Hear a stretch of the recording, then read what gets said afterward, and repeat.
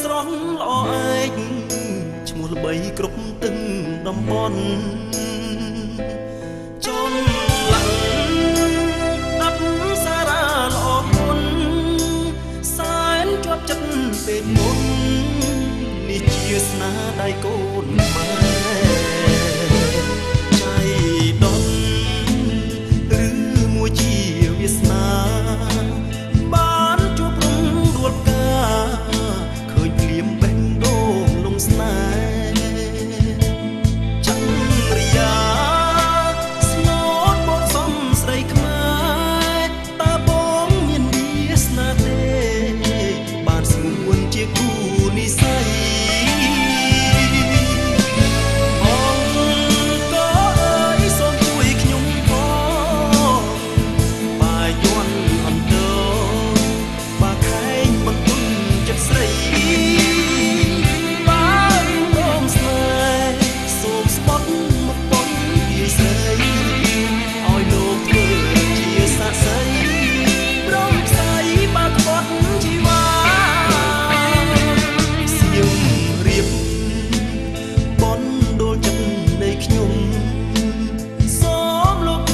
សំគុំ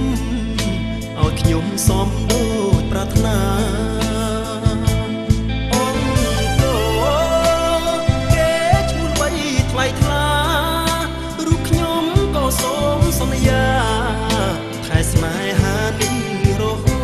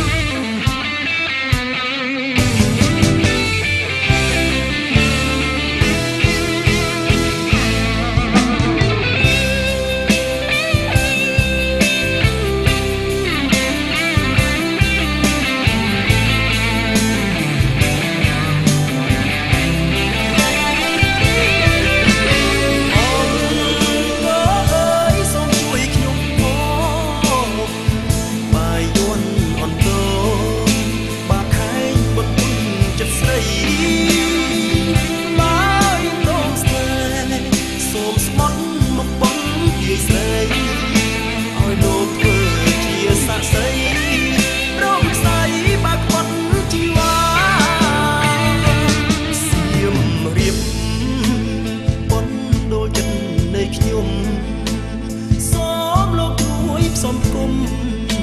ឲ្យខ្ញុំសំដូចប្រាថ្នាអង្គគេឈ្មោះបីថ្លៃថ្លារូបខ្ញុំក៏សូមសន្យាថែស្នេហានេះរហូត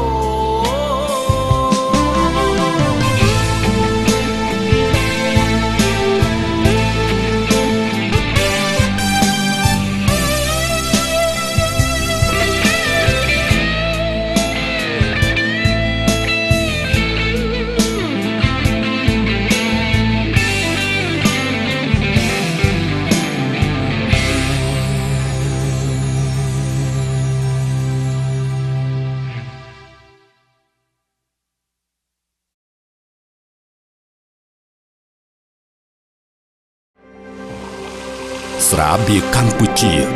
ស្រាបៀរជាតិមោទនភាពជាតិ